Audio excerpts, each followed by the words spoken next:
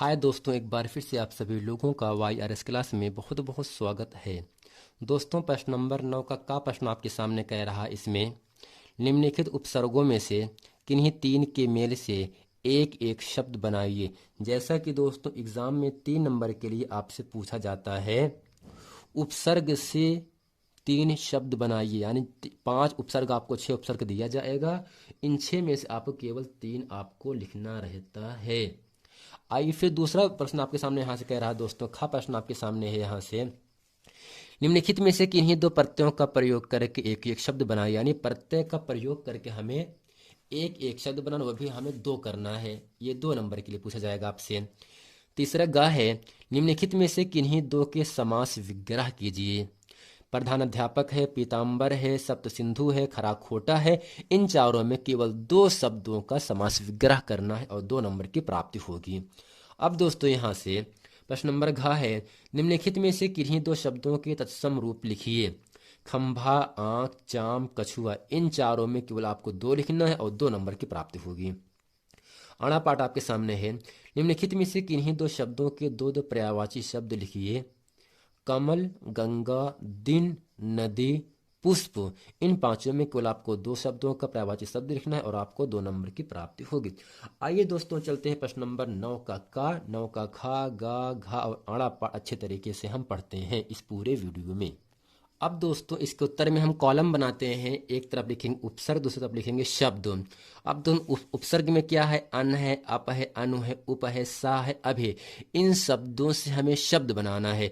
इन सभी उपसर्गों के माध्यम से हमें शब्द बनाना। जैसे दोस्तों जो अन है, अन से हम शब्द क्या बना सकते हैं? अनमोल। क्या बना सकते हैं दोस्तों? यहाँ से लिखेंगे अनमोल। अब दोस्तों अनमोल हो गया। अब दोस्तों इसके बाद आप अप है ना, आप से क्या बना सकते हैं? अपमान। अपमान। अब दोस्तों तीसरा आपके सामने है अनु। दोस्तों अनु से अनुपालन बना सकते हैं, अनुपस्थित भी बना सकते हैं, अनुचर बना सकते हैं, अनुयायी बना सकते हैं। तो यहां से बना देंगे हम अनुपालन। अंश दोस्तों क्या होगा? अनुपालन। इसके बाद आपका दोस्तों आता है उप। उप से हो जाता है यहां से उपवन। उपवन। तीसरा अगला है सह। दोस्तों सह से हम सहपाठी, सहचर, सहगामी कुछ भी हम नाम दे सकते हैं। तो यहां से हम नाम देंगे सहगामी का, सहगामी। अगला दोस्तों है आपका अभि। दोस्तों अभि से होता है अभियोग। अभियोग। यानी दोस्तों अन का, अन जो है आपको उपसर्ग है, इसका शब्द क्या होगा? अनमोल। अप का अपमान, अनु का अनुपालन, अप का उपवन, सॉरी उप का उपवन, सह का सहगामी और अभि का अभियोग होता है। अब दोस्तों प्रश्न नंबर 9 का प्रश्न नंबर आपके सामने यहां से कह रहा है, यहाँ कॉलम बनाएंगे प्रत्यय और शब्द। यानी ऐसा शब्द बनाओ जिसके अंत में त्वा, ता, पन, हट, वट आदि शब्द लगा हो। जैसे दोस्तों यहाँ से त्वा है ना, यानी ऐसा कौन सा शब्द जोड़े जिसके अंत में दोस्तों यहाँ से त्वा शब्द लगे। जैसे लिखेंगे कृत्तो। क्या दोस्तों लिख सकते हैं यहाँ से? कृत्तो। क्या दोस्तों लिखेंगे? कृत्तो। कृत आधा ता वा। चाहे किरित तो लिखें, चाहे महत तो लिखें, चाहे घटत तो लिखें, चाहे बढ़त तो लिखें, चाहे लिख सकते हैं चढ़त तो। अब दोस्त अगला आपका है यहाँ से ता। दोस्तों ता से क्या होता है? सज्जनता। क्या? सज्जनता। या लिख सकते हैं हम मित्रता। मित्रता लिखो या सज्जनता लिखो। दोस्तों अगला है पन। तो यहाँ से पन से लिख सकते हैं लड़कपन, भोलापन, जैसे भी कुछ आपका मन हो। तो यहाँ से लिखेंगे भोलापन। भोलापन। अगला है हट। दोस्तों हट से लिख सकते हैं आहट। आहट, जगमगाहट, गड़गड़ाहट, घनघनाहट। अगला है दोस्तों वट। दोस्तों ऐसा शब्द बनाओ जिसके अंत में वट शब्द लगा हो। बनावट, लिखावट, चढ़ावट ना। दोस्तों यहाँ से हम बना देंगे बनावट। बनावट। दोस्तों ये सब क्या है? अंत में त्वा है, अंत में ता है, अंत में पन, अंत में हट, अंत में वट शब्द आ रहा है ना। यही जो शब्द शब्दों के अंत में लगाए जाते हैं वो सभी प्रत्यय कहलाते हैं। और जो शब्द शब्दों के पहले जुड़कर अर्थ में विशेषता उत्पन्न कर देते हैं, उन सभी शब्दों को हम उपसर्ग शब्द कहते हैं। अब दोस्तों प्रश्न नंबर 9 आपके सामने यहाँ से कह रहा, प्रश्न नंबर 9 का ग प्रश्न आपके सामने कह रहा है, प्रधानाध्यापक, पीताम्बर, सप्तसिंधु, खराखोटा, इन चारों का हमें दोस्तों समास विग्रह करना है। दोस्तों क्या करना है? समास विग्रह करना है। जैसे यहां से पहला क्या है? प्रधानाध्यापक। क्या है? प्रधानाध्यापक। इसमें लिखेंगे इसका समास विग्रह में प्रधान अध्यापक, प्रधान अध्यापक।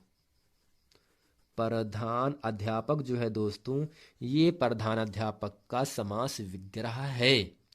अब दोस्तों अगला है पीताम्बर। इसका दोस्तों समास विग्रह क्या होता है? पीला है वस्त्र जिसका, या पीला है अंबर जिसका, पीला है अंबर जिसका। तो यहां से लिखेंगे पीला है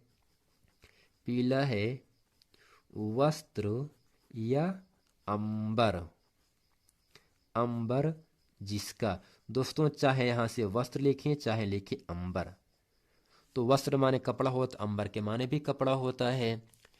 अगला दोस्तों यहां से है सप्त सिंधु। सप्त सिंधु दोस्तों होता है, जब इसका समास विग्रह करते हैं तो होता है 7 समुद्रों का समूह। 7 समुद्रों का, 7 समुद्रों का समूह। दोस्तों सप्त सिंधु का मतलब होता है 7 समुद्रों का समूह। अगला दोस्तों है खारा खोटा। जैसा कि दोस्त जो खरा खोटा आपका द्वंद्व समास है, द्वंद्व समास के बीच में एक योजक चिन्ह लगा होता है जिसका अर्थ तथा या और होता है। ऐसे यहां से खरा खोटा, तो इसका समास विग्रह होगा खरा और खोटा, खरा और खोटा। दोस्तों ये है प्रश्न नंबर 9 के ग तक में। प्रधान अध्यापक का होगा प्रधान अध्यापक, पीताम्बर का होता है समास विग्रह पीला है वस्त्र अंबर जिसका, सप्त सिंधु का मतलब होता है 7 समुद्रों का समूह, खरा खोटा अर्थात खारा और खोटा, ये सब जो है इन शब्दों के समास विग्रह शब्द हैं। अब दोस्तों इसके बाद आपको यहां से आ जाता है, हमें इसके बाद दोस्तों तत्सम और तद्भव शब्द आता है। यानी यहाँ से शब्द पहला आपका यहाँ से क्या है?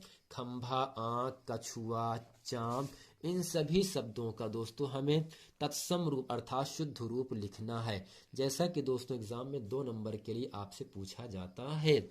खंभा का दोस्तों क्या होगा तत्सम रूप? दोस्तों आपको याद होगा जिसे कहते हैं स्तंभ। दोस्तों क्या कहते हैं? अस्तंभ। दोस्तों स्तंभ के माने खंभा होता है। क्या होगा? खंभा। आंख, दोस्तों आंख को हम क्या कहते हैं तत्सम रूप में? अच्छी। क्या कहते हैं? अच्छी।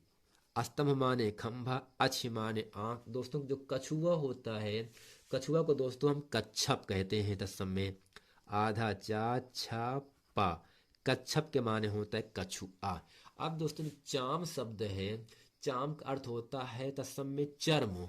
क्या होगा यहाँ से? चर्म। दोस्तों खंभा का तत्सम रूप स्तंभ होता है, आंख का अच्छी होता है, कछुआ का कच्छप होता है, चाम का चर्म होता है।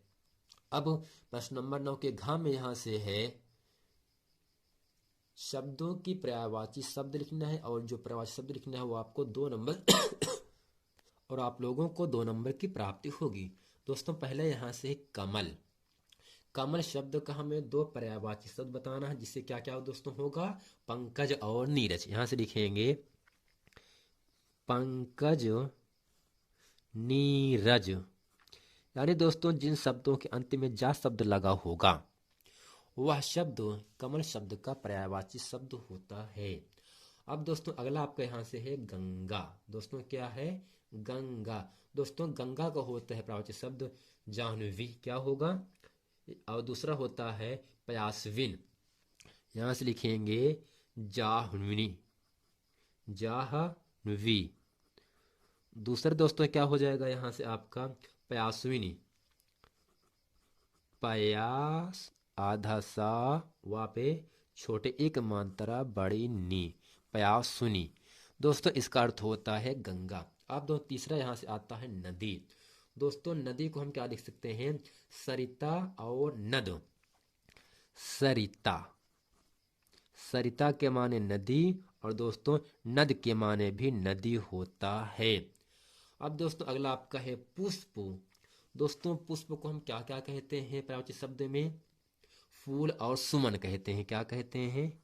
फूल कामा सुमन।